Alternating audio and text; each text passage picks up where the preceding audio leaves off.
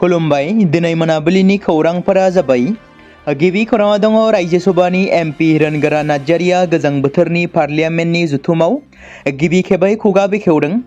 बिथाङा बिबुंथि लाखिदों मोनद' हारिनो एसटि होनायनि सायाव, जेराव बिथाङा बुंदों मोनद' हारिनो एसटि होयोब्ला थाखानाय ट्राइबेल माहारिफ्रा जाहाथे एबा थाखानाय एसटि हारिफ्रा जाहाथे खहा जानो मोना। बे बिथिंखौ लानानै बिथाङा गोजां बोथोरनि पार्लियामेन्टआव बाथ्रा दिखांदों। थारैनो बिटिसिनि मानगोनांसिन हाग्रामा महिलारिया जेरै बुंदोंमोन बेबादिनो जामारसिगोन नामा? थारैनो मोनद' हारिया एसटिनि थामोन्थाखौ मोननायनि लामायावसै नामा? बे मोनसे गेदेर सोंलु जानानै फैदों, जेराव दासिमबो एसटिनि हेंथा बाथ्रा बुंनायखौनो नुनो मोनाखै बर' राजखान्थिगिरिफोरनि। जोंनिफ्राय रोखा बाथ्रा दि थाखानाय एसटिफोरनि अनगायै जेबो खहा जायालासिनो जोङो मोनद' हारिनो एसटि होनो आसाम सोरखार आरो भारत सोरखारनिसिम एनअसिखौ हरदों। बाथ्राखौ बुंदों बिटिसिनि चिफ हाग्रामा महिलारिया। मोनद' हारिनो एसटि गनायथि होयोब्ला थाखानाय एसटिफोरा पलिटिकेल, इकनमिक्स, ससियेल, एजुकेसन, साख्रि बाख्रिनि बेलायाव जिखिनि रिजार्भेसन आरो फेसिलिटिस दङ बेफोराव खहा जालांजोबथारगोन। बे बाथ्राखौ बुंदों MCLA CAMPA बरगयारिया। Group of minister रिपर्ट्सआव रोखा रोखायै लिरनाय दङ दि थाखानाय एसटिफोरनि अनगायै जुदि मोनद' हारिफोरनो एसटिखौ होयो अब्ला थाखानाय एसटिफोरा खहाया जाथारगोन। बाथ्राखौ बुंदों एबसुनि नेहाथारि कनेन्द्र बसुमतारी बिथाङा। गवानि मोनसे नाइट क्लाबाव अर खामनानै सा 25 सुबुंनि जिउ खहा जानायनि खौराङा हादोरखौ सोमावग्लुंदों। बे जाथायाव नाइट क्लाबनि गोबां मावथिफोरजों लोगोसे 4 गुबुन हादोरनि दावबायारिफोरनि जिउ खहा जादोंमोन। मिथिनो मोननाय बायदिब्ला गासैबो थैनाय सुबुंफोरा गवा नाइट क्लाबनि मावथिमोन। फारसेथिं गिबि मन्थ्रिया बे जाथायनि सायाव बिजिरारि थाखोनि नायबिजिरनायखौ फोसावदों, जेराव बिथाङा खोथा होदों दि गुबै दायनिगिरिफोरखौ थाबैनो सिनायथिनानै साजा होनाय जागोन। नाइट क्लाबखौ सिगाङावनो बन्द' खालामनाय जाबाय आरो बै मोनानि गोबां भिडिअफोरा ससियेल मिडियायाव भाइरेल जादों, जेराव माखासे लाइमोन एबा सिख्लाया मोसानाय मोनसे भिडिअआ समाजारि बिजोङाव भाइरेल जादोंमोन। मोनसे भाइरेल भिडिअआव नुनो मोननाय जादों दि जेब्ला मोसाग्राफ्रा नाइट क्लाबाव दिन्थिफुंगासिनो दंमोन, बे समाव गोजौनिफ्राय स्पार्क गोग्लैदोंमोन। देंखोगिरिफ्रा गिबियाव अरखौ नुदोंमोन। दसे समनि उनाव अरा गासै क्लाबखौनो साग्लोबनानै लायो आरो बिबानगिरिफ्रा बुंनाय बायदिब्ला मोननै थालानि क्लाबनि गाहायनि थालानि सुबुंफोरा ओंखारनो हायैनि जाहोनाव थैनायनि अनजिमाया बांदों। मोदी सरकारा हादोरनि रांखान्थियारि खोन्दोआव दिदोमथि लाबोनो आरो सरासनस्रा सुबुंफोरनि थाखाय इनकाम टेक्स खान्थिखौ गोरलै खालामनो थाखाय माखासे राहा लानायनि बिथांखि लादों। जुदि गासैबो मोजाङै सोलियो अब्ला मोदी सरकारा थाबैनो इनकाम टेक्सनि बिथिङाव माखासे गोदान बिथांखिफोर लाबोगोन होननानै मिजिंथिदों।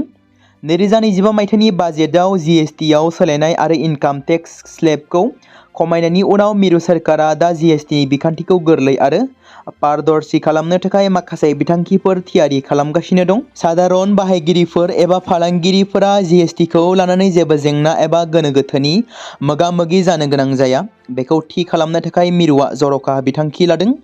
सरासनस्रा सुबुंफोरा बाहायजानाय माखासे सानफ्रोमबोनि मुवाफोरनि थाखाय जीएसटी खान्थिखौ गोरलै खालामनो थाखाय मिरु सरकारा मोनसे एक्सपर्ट कमिटि दादोंमोन आरो बे कमिटिया गोबां रिपर्टफोर गथायबाय।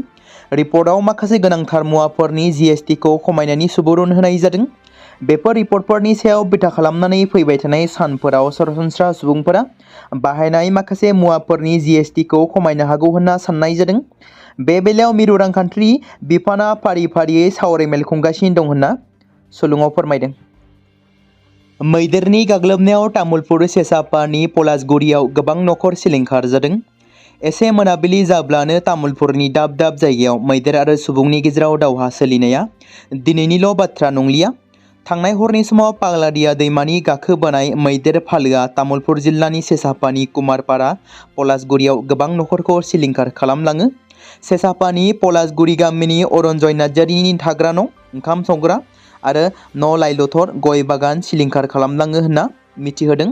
लोगोसे टेमब्रा नार्जारिनि ओंखाम संग्रा न' जानो थाखाय थिनानै दोननाय माइ दुलिसे, पुसुराम बसुमतारिनि न'नि इन्जुर बोदलानानै जानो थाखाय थिनानै दोननाय माइखौबो जालाङो आरो अजित नार्जारिनि थाग्रा न'खौ इन्जुर नारख्लायना गालाङो होनना मिथिहोदों।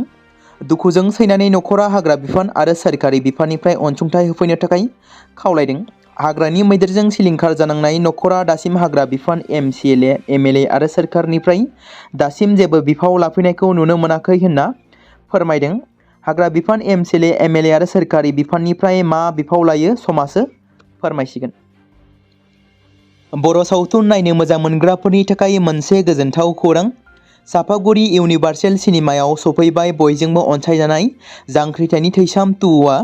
बर'नि मुंदांखा बयजोंबो सिनायजानाय लिरगिरि आरो बिथोन होगिरि पंकज लाहारीनि लिरनाय आरो बिथोन होनायजों आरडि मशन पिक्चार्सनि बेनाराव दिहुनजानाय जांख्रिथायनि थैसाम 2 आबुं बर' सावथुनखौ चापागुरियाव थानाय इउनिभार्सेल सिनेमा हलाव 12 डिसेम्बरनि बेलासिनि 2 रिंगा आरो 5:45 रिंगायाव दिन्थिफुंनाय जागोन। बेनिखायनो गोसो गुदुं बर' सावथुन नायगिरि बिथांमोना अफलाइननि गेजेरजों टिकेटखौ बुकिं खालामनो थाखाय 7637975014 आरो अनलाइननि गेजेरजों बुक माइ श'आव थांनानै गावबा गावनि टिकेटखौ बुकिं खालामना नायहैनो हागोन होनना जांख्रिथायनि थैसाम सावथुननि माखासे दिथागिरिफोरा फोरमायदों। बिश्वनाथ जिल्ला गहपुर हालामनि सिङाव थानाय ककिला सेन्टारनि बिफा मनि बसुमतारी आरो बिमा लक्की बसुमतारीनि सेथि फिसाज्ला अनजा बसुमतारीया गावनि गोब्राब नाजानायनि गेजेरजों एयारलाइननि केबिन क्रुआव साख्रि मोननो हादों।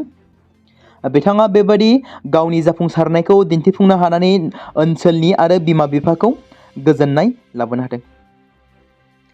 इन्डिग'नि खावलायनायनि उनाव director general of civil aviation (DGCA) एयारलाइन्सखौ जाहोन दिन्थिनाय नटिसनि फिननायखौ गथायनो थाखाय 24 घन्टा सम बारायनानै होदों।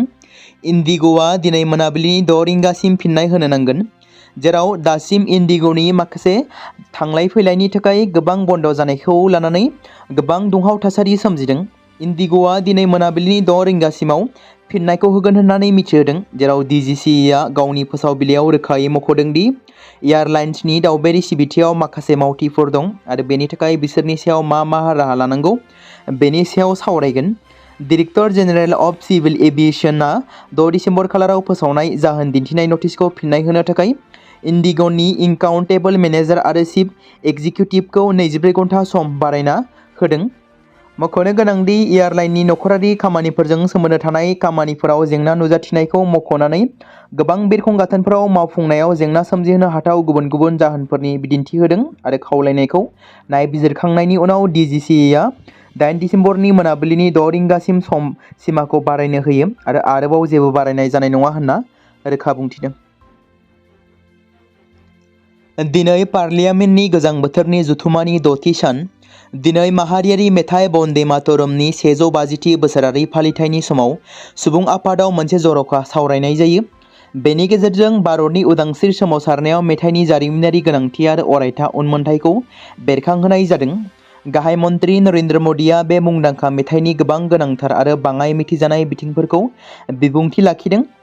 मख'नो गोनांदि बिजेपिनि दैदेननाय एनडिए सोरखारखौ लकसभायाव बाथ्रा दान्थेलायनायाव बाहागो लानो थाखाय 3 घन्टानि सम होनाय जादोंमोन, जेराव गासै बाथ्रा दान्थेलायनायनि समा 10 घन्टा जागोन, मानोना 9 डिसेम्बर मंगलबार खालि रायजो सभायावनो बाथ्रा दान्थेलायनाय जागोन। बे समाव मोनसे गोनां फोसावथाय बर' सावथुन नायनानै मोजां मोनग्रा गासै बर' रायजो राजाफोरनि गेजेराव लानानै फैदों। मोनसे बर'नि OTT प्लेटफर्म गोनां, जाय प्लेटफर्मनि गेजेरजों नोंथांमोना बर'नि गोदान गोजाम सावथुनफोरखौ नुनो मोनगोन। थांनाय माखासे बोसोर सिगां बर'नि गेजेराव लानानै फैनाय निउबो एप बायदिनो फिन आरोबाव लानानै फैदों बर' रायजो राजाफोरनि थाखाय।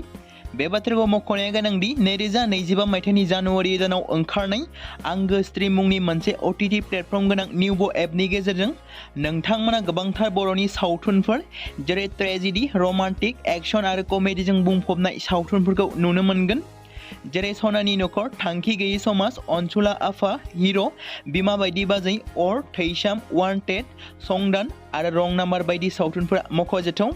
बेफोर सावथुनफोरखौ नायनो थाखाय नोंथांमोना गिबियावनो आंगो स्ट्रिम एपखौ गाव गावनि मबाइलाव थानाय प्ले स्ट'रनिफ्राय डाउनल'ड खालामनानै लोगोसे इनस्टल खालामनानै गावनि मबाइल नाम्बारजों लग इन खालामनानै लाग्रोनांगोन। बेनि उनाव नोंथांमोना गोबांथार नुनो मोनै सावथुनफोरखौ गुगोल पे, फन पे आरो पेटिएमजों रं नाम्बार सावथुनखौ नायनो थाखाय 60 रां आरो संदान सावथुनखौ नायनो थाखाय 80 रां, वान्टेड सावथुनखौ नायनो थाखाय 60 रां, थैसाम सावथुनखौ नायनो थाखाय 60 रां, बेबायदिनो गोबांथार नुनो मोनै सावथुनफोरखौ नायनो थाखाय सुबिदा खालामनानै होदों आंगो स्ट्रिम प्लेटफर्मआ। फिन नोंथांमोननि गेजेराव फोरमायबावनो लादों बर' सावथुन नायनानै मोजां मोनग्रा गासै बर' रायजो राजाफोरनि गेजेराव लानानै फैदों मोनसे बर'नि OTT प्लेटफर्म गोनां, जाय प्लेटफर्मनि गेजेरजों नोंथांमोना बर'नि नुनो मोनै सावथुनफोर जेराव गोदान गोजाम सावथुनफोरखौ नुनो मोनगोन। बे बाथ्राखौ मख'नाया गोनांदि 2025 मायथाइनि जानुवारि दानाव दिहुनजानाय आंगो स्ट्रीम मुंनि मोनसे OTT प्लेटफर्म गोनां एपनि गेजेरजों नोंथांमोना गोबांथार बर'नि ट्रेजेडी, रमान्टिक, एक्शन आरो कमेडीजों बुंफबनाय सावथुनफोरखौ नुनो मोनगोन। जेरै रं नाम्बार, संदान, वान्टेड, थैसाम, अर, बिमा बायदि बाजै, हिर', अनसुला आफा, थांखि गैयि समाज, सनानि नखर बायदि बायदि सावथुनफ्रा मख'जाथाव। बेफोर सावथुनफोरखौ नायनो थाखाय नोंथांमोना गिबियावनो आंगो स्ट्रीम एपखौ गावनि मबाइलाव थाखानाय प्ले स्ट'रनिफ्राय इनस्टल खालामनानै गावनि मबाइल नाम्बारजों लगइन खालामखांनायनि उनाव नोंथांमोना गोबांथार नुनो मोननाय सावथुनफोरखौ गुगोल पे, फन पे आरो पेटिएमजों रं नाम्बार सावथुनखौ नायनो थाखाय 60 रां, संदान सावथुनखौ नायनो थाखाय 80 रां, वान्टेड सावथुनखौ नायनो थाखाय 60 रां, थैसाम सावथुनखौ नायनो थाखाय 60 रां, बेफोरबायदिनो अर सावथुनखौ नायनो थाखाय 60 रां पे खालामनांगोन। बेबायदिनो गोबांथार नुनो मोननाय बर' सावथुनफोरखौ नायनो थाखाय सुबिदा खालामनानै होदों आंगो स्ट्रीम प्लेटफर्मआ।